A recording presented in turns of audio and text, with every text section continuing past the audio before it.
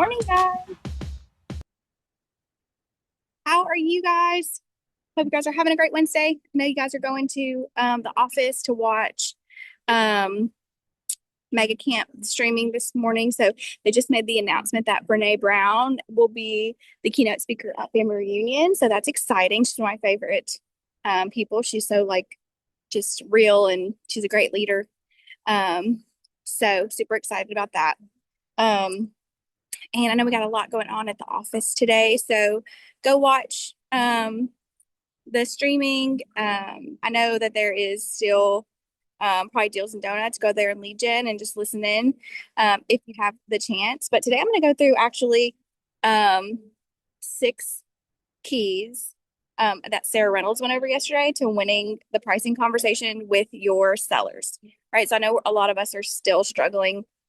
Gary said something funny yesterday. He said, buyers think it's 2008 and sellers think it's 2021. So, and Gary said he thinks he's 25. So, well, he said all of them are wrong. But all of them are crazy, he said. But anyways, what I'm going to go through is really the six keys to pricing. And so if y'all have questions or anything as I'm going through this, don't hesitate. But I think this is really going to help you when you're taking the listing and having these conversations. How can you make sure that you are the authority? You're the person who is kind of setting the tone and teaching and educating, right? So she made a big deal about not telling them what is going to happen. Like, hey, the market is bad. This is where we should price it. This is what's going on. Just do what I say. And she was like educating them. So really bringing them the proof and the statistics and the numbers, right? So I think we've talked about that kind of ad nauseum. So hopefully you're already kind of doing that. But really, this framework that she talked about was really good. So I'll give you the six keys. The first is discover the why, right? So I think we talk about that all the time is why, and then going deep with that, right? So um, if someone says, I just want to move, why, right? Um, maybe she gave the example of maybe they say like, oh, I need to be closer to my parents. They're getting older. Okay, tell me more about that. Why do you need to be closer to them? What's important about that to you, right? Like, oh, well, my parents' health's declining. They really need a lot more support. I go there 4 or 5 days a week. Like I need to have a shorter commute. Okay, awesome. So tell me a little bit more about your parents. Like, what do you mean their health is declining, right? So how can you just like, kind of get the emotion from it? So I will say that was a good takeaway that I kind of know, but I think I forget when I'm teaching agents. So that was something to note was you're not at the real why until there's an emotion behind it, right? Because most of the people are going to tell you something logical, like I'm getting a new job. Okay, well, what does the job mean to you? Like, how is that going to impact your family? How can you get to why they're really doing it so that you can always bring them back to that? So if you don't know their true why, and I say this all the time, you're not going to be able to keep them on track in this kind of market. Same thing goes for buyers, but that's a different story. And then reframing the price. So she talked about going ahead. She said, before you ever, ever, ever bring out a CMA, you need to talk about, you need to educate them on the market and what price means and how important it is and how it's a strategy, right? So the second key is reframing the price. So your list price, like I quoted her, wrote her quote, like your list price is not your sales price, it's a marketing strategy, right? So saying that to your sellers of like your list price is not an agreement of sale, it's agreement of putting it on the market and it's a marketing strategy to get buyers, right? So if you price it strategically, it's like you can't underprice a home because you can't undersell a home. If it's priced correctly, the market will tell you and you'll go over, right? I know she didn't actually say this yesterday, but I heard her on a podcast that I think it's the same podcast I sent you, Deanna, and that's probably why she was on stage. It was a good podcast. But she said, but you also have to give it time. So she was like, you can do your sellers a disservice if you price it so low trying to get traction and then you take the first offer that comes. If you're really competitive, she was like, it needs, on the podcast at least, she said it needs to sit for the weekend. You need to say like, hey, we're priced competitively. There's going to be multiple offers. We're going to review offers at 5 o'clock on Sunday. That way you can give it a chance to drive the price up, even in a market like this, if you price it strategically for the marketing piece, right? Like for using pricing as a marketing strategy. Um, and then she really said, like, you want to price it at the price that is going to make a buyer act. So even when you're looking at comps, right, or things that have gone under contract, um, you want to look at, and she didn't say this, but this is what I get out of it, and this is what I do. Um, Hypothetically, you're looking at all the comps, right? You're looking at, okay, all these are pending. Go back to the history and see how long was it on the market? Was it competitively priced to begin with? Or did they have to lower it? And was that price drop what encouraged what actually got them the offer, right? Because you want to be initially at the place that's going to entice buyers to come and act. So that was number two, reframe the price. Go ahead and tell them upfront how to reframe that the pricing is a marketing strategy, not an agreement of sale. So I thought that was great. And then number three is think like a buyer, not a seller. So how can you do the four things that buyers are looking for, obviously, which I mean, we all know, but making sure that they're looking at it from a buyer's perspective of the price, the condition, the location, and the size, right? So those are the four things that the buyers care about. And how can you make sure that you are flipping it in the conversation before you ever bring a CMA out to make sure that they are thinking from a buyer's perspective, from the consumer's point of view, right? Like, okay, let's look at your house and let's talk through what they're looking at, right?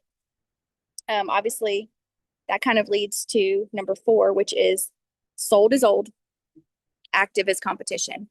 And I think we've talked about this quite a bit, but especially in a market like this, something that's sold, honestly, if it sold last week, but it sat there for 6 months, that's not a great comp. Like that's not a good pricing person to compare you to, right?